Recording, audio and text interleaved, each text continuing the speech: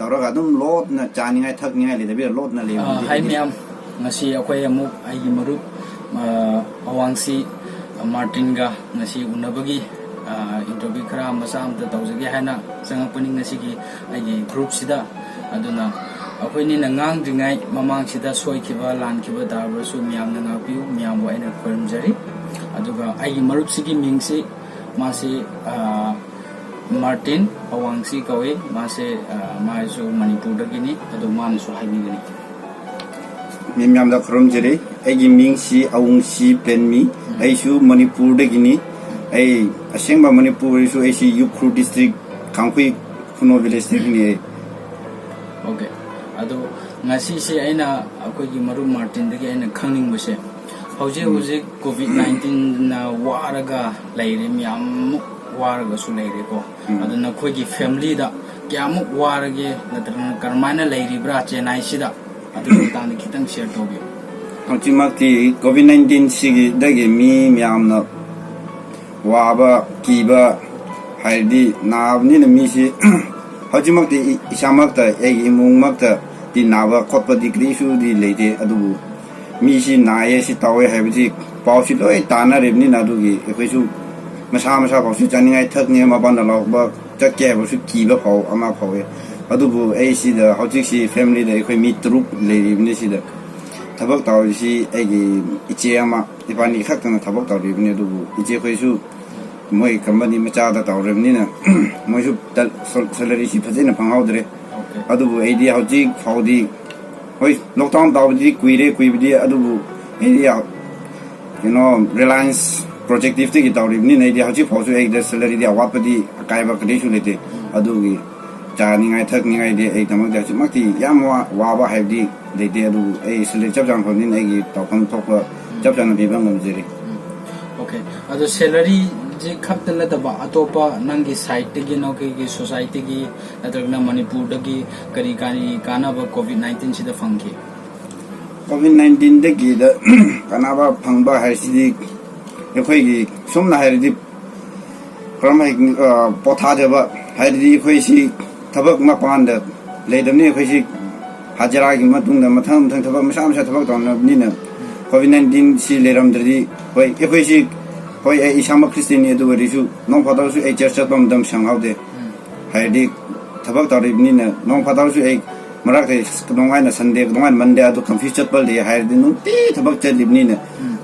kedi su no me di Monday Tuesday phojo sometimes confuse chatpal madam su le adu ekai su potha ba su tumba jaba thakwa ai imung itinau sing ai no bi ai family puna jaba madam phani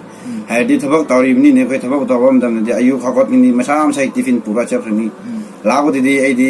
mapam do outskirt da thabak tawni na city de outskirt tawni na traveling tawni na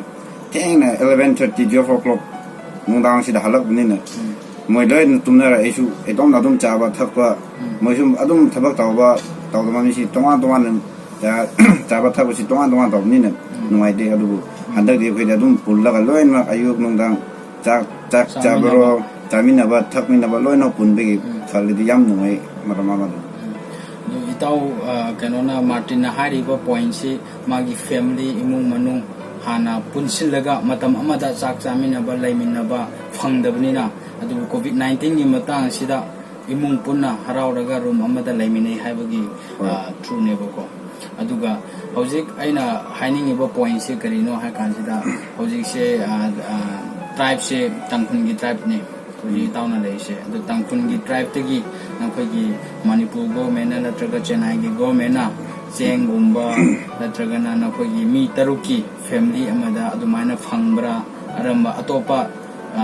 rongmai form na natraga na Manipuri form na adumaina phangba aduguma mateng su kitang phangbra sine hina hangni se hoi haidi aisu hoi salary di isamak di phang adu su yum para kumba krikar su yum honor su ke building da leba ko mi myam su request awji haidi mi loin mak salary phang da ba mi khak tani ko building da haji phang si ekai building si da le si mi ama ani hardly 3% building si ekai building almost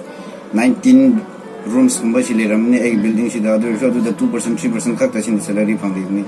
adu ge ekai mi myam na owner bu sa cross awji ekai bu si waya adu ge 100% yang bidrsu kitang oirsu at least 20% profit discount dongningai ge haya du lumon so du di ayaba piki de du noina matam chana pi bangam da su tapna piga dabni na hai grabni na du ge su ai su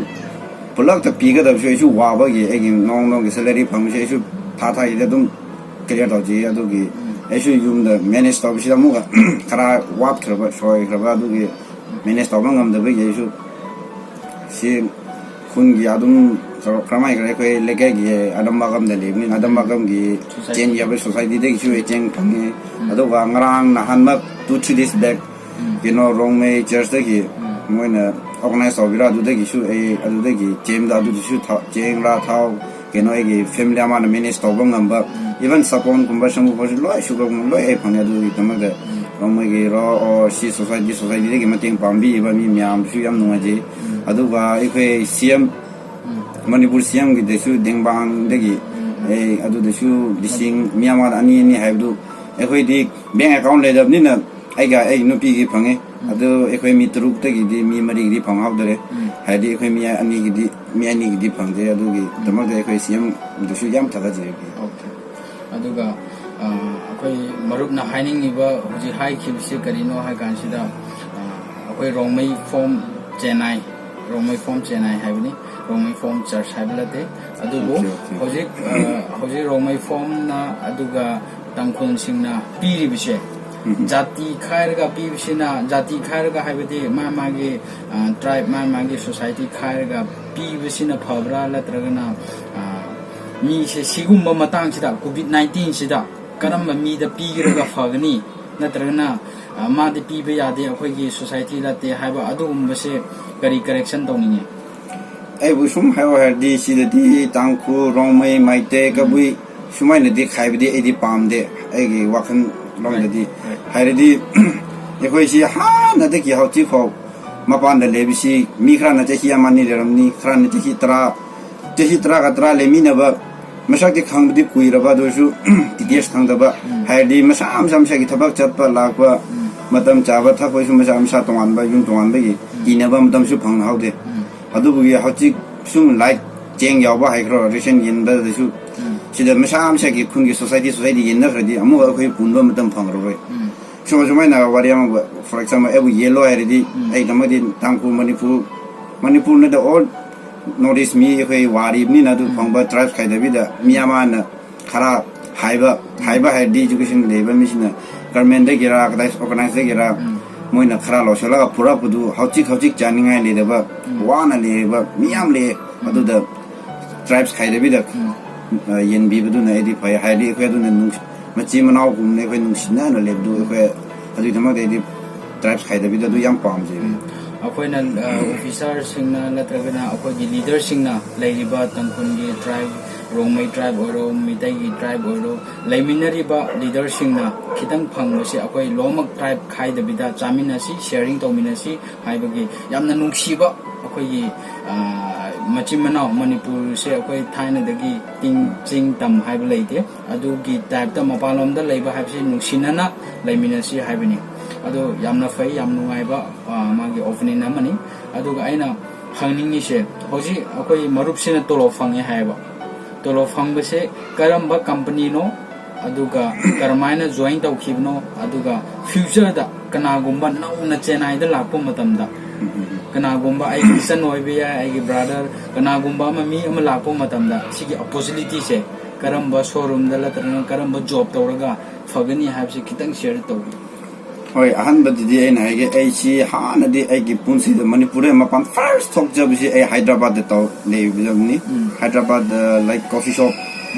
kumba club kumba da tabak tawra timing do at least no ba sing chi night chief we do ado ki ai di night chief si comfortable do oi da ba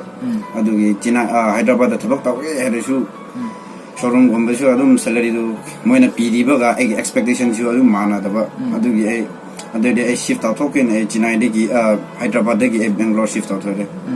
Bangalore de shift tawkla da Bangalore de gi ai Bangalore de khara matam di queen de re ado Bangalore de house of anita tongri da and global dc combined stone and su le global dc grassroot and company ahum ni ado company ma khatin ado moi da branch ahum le ni ado e combined store ado da kuina le rakhi adudagi 2017 da yum pang thabagi lohongba thoran tawbi yum thokre 2017 da du thoklaga 2018 January date 17 sida 89 da Europe ni adu ti Europe ga thabak su sida larasu thabak thibdi thiya du su haidi family webni ne su thabak da apang apang da tawdu su pam da adugi kharamba na ena tawradi family effort awang am gira habdu khallaga first the bestseller at Jack and Jones the he ama dang khai tama da du tawe adugi matungdagi Reliance hi haji now na top ne moi company the he hoi company haji ena tawrabisi projective shi 2017 da puthokani adu shi loin ma Reliance Trends the Reliance Trends she loin ma like Geo or Mother Care or Mark and Spencer ki lingerie sing si loin ma Reliance de ki lakni si adugi Reliance join taw khibni Reliance haji si Reliance ki projective Marina Mall la jina de ki outside Nagalu district haji adu da thabak taw ni adu hadi na khaladi jina Reliance thabak taw si kirino hadi ekoi damak yam benefit yam targa we ekoi hadi when haji bosu every day every morning ayu kata hawat kini company na kino ekoi bu attendance law ba haji kiri kino de the problem kari lebra imung da kari lebra even imai pa yum da le other su moi ko su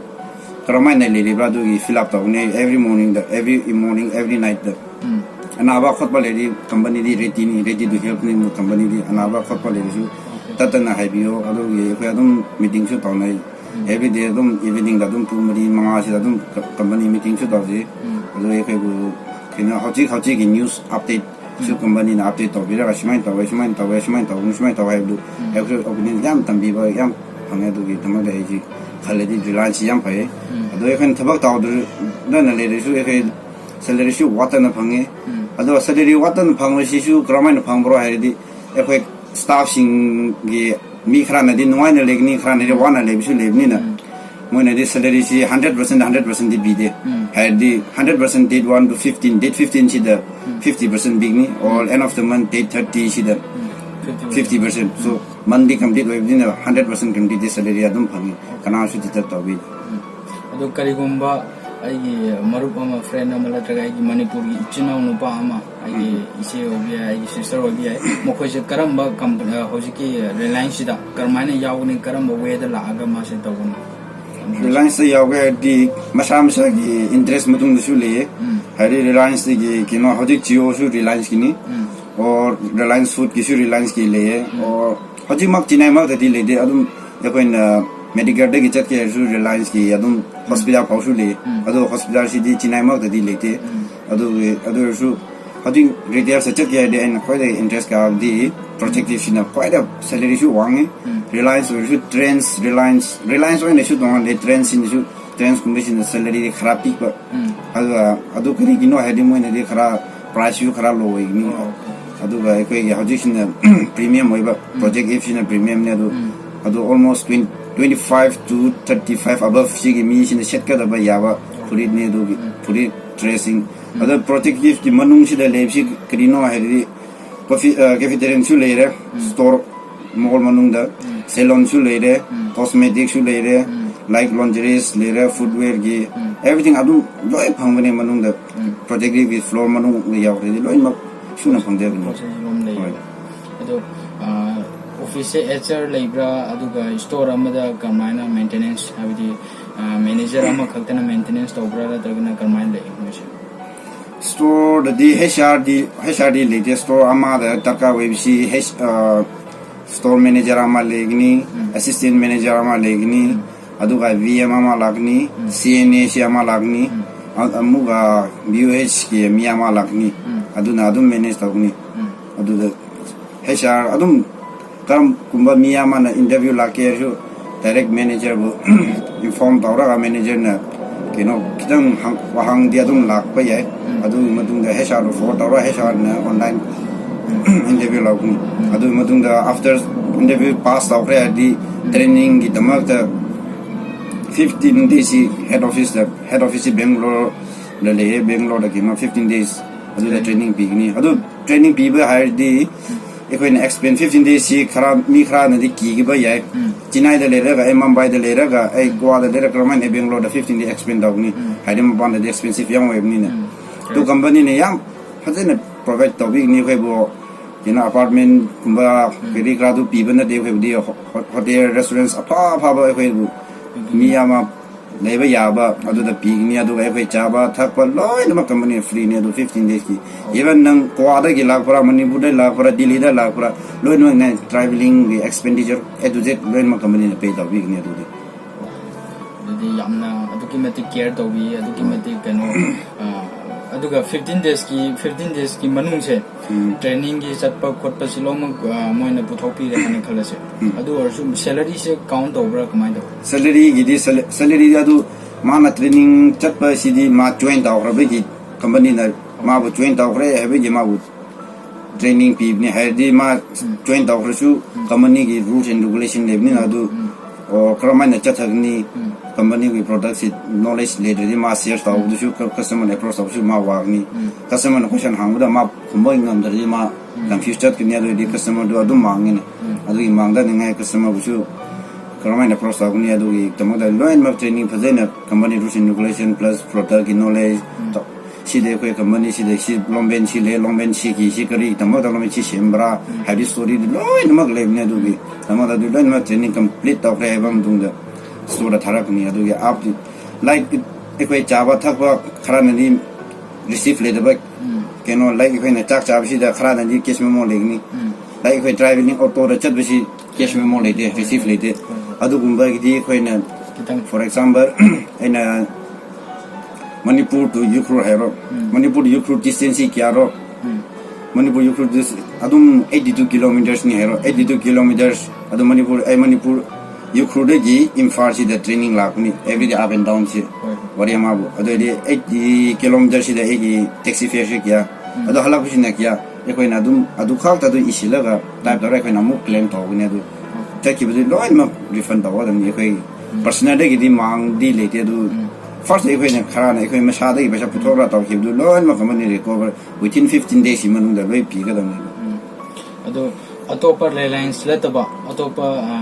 मियाम अमा company branch मियाम अम लेदना अदो मोगुंबा company से कनागुंबा अयामा फंगबा ओइबिजारा Karamba idea लेछि हजि खैरदि direct company ना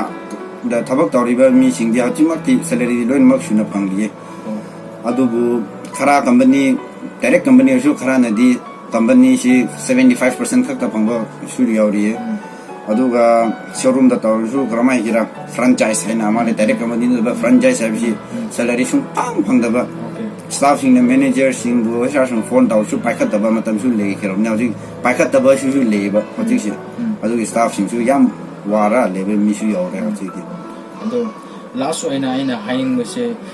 कोई Chennai the लेबा नंगी friend नंगी मरो अखोइ इचिना अखोइ ma'am मा व्यू म्याम मा सिदा अदो करी मेसेज पिनिंग सि कोविड-19 नि मतंग सिदा अदुगा थबक इंगांग की मतंग सिदा हदि एना चिनाइ द लेरपसि चहि अनि दि हेनग्रे चहि अनि था हुमरि दि हेनग्रे अदुबु चिनाइ लेरपसि यम नोआसु याम नोआये अदु एखोय सिदा नोरि सिमि याम सि थबक तौसि 100% गिदा 80% की थबक ते अदुम करलिए तो एटलीस्ट 20% सिना लाइक 10% सिना अदुम हाउसवाइफ और स्टूडेंट सि लेरे 10% सिना दि अदुम टाइम पास मसाजु मा कनानो सु खंगदबा मिसु याम लेरिए हैरिदि अदुम मरा अदुम मी लंबी द मणिपुर शॉप द थिंगना अदु अदुम खायरा अदुम हिंगरगा मी गिदा मी थबक सुबा मिसिना नब्रगा चाबा फबा अदुमाइना हिंगबसुले अदुम कुंबदी एदी ताहोनिंगदे अदु थानोमदा लेरगा मतम फ्रीदा मांगनगनु थबा इंगांग Surga इमुंगबसु mateं pangbiu aduga leiriba masadusु bilu ama mawanamda lei habgi bilu do leihanbiu habgi kanoniko aduga manipur da leiriba akoi ichinau myamama sida kari hani ekoi yumrom da leba manipur lepak da leiriba imai ba sing iching naw sing ocha sing leader sing bisu yam thaga jeri haidi ekoi mapan da leba mi sing idamak ta karandi mat chara su hen la ekoi dama fasting su to bira prathana to bira ka or khara हाइवेसिंग officer पर हाइवेसिंग लीडरसिंग अखोई क्रमाइना पुथोक्सिरा इमा अखोई दमक होटना बिरगा तबि बिसि खल्लगा याम नुंगाइजरे नोइ दमकसु अखोइनसु मपान लेरसु अखोइनसु कावरे अखोइनसु अखोई तबंग number अखोइनसु प्रार्थना तबिरगा अखोई हमारा पूर्ण मणिपुर अखोई पुलगा नोमा सोइदना थेंदा खिसे ना हाइनिंग ꯌꯥꯝ ꯄꯨꯝꯅꯃꯛꯇ ꯌꯥꯝꯅ ꯅꯨꯡꯉꯥꯏꯖꯔꯤ ꯑꯩꯈꯣꯏ ꯏꯇꯥꯎ ꯑꯅꯤꯅ ꯑꯩꯈꯣꯏ ꯏꯇꯥꯎꯁꯤꯒ ꯑꯩꯒ ꯍꯥꯏꯖꯔꯤꯕꯁꯦ ꯑꯗꯨꯅ ꯃꯥꯒꯤ ꯐꯦꯃꯤꯂꯤꯗ ꯃꯥꯅ ꯊꯕꯛ ꯇꯧꯕ ꯈꯣꯠꯄ ꯑꯗꯨꯒꯤ ꯃꯇꯥꯡꯗ ꯏꯟꯇꯔꯚ꯭ꯌꯨ ꯈꯤꯇꯪ ꯇꯧꯖꯕꯅꯤ ꯁꯣꯏꯈꯤꯕ ꯂꯥꯟꯈꯤꯕ ꯇꯥꯔꯒꯁꯨ ꯃꯌꯥꯝꯅ ꯉꯥꯛꯄꯤꯌꯨ ꯑꯗꯨꯒ ꯃꯌꯥꯝ ꯄꯨꯝꯅꯃꯛꯇ ꯑꯩꯈꯣꯏ ꯑꯅꯤꯒꯤ ꯁꯥꯏꯠꯇꯒꯤ ꯅꯣꯔꯣꯛꯅ ꯈꯣꯏꯔꯝꯖꯔꯤ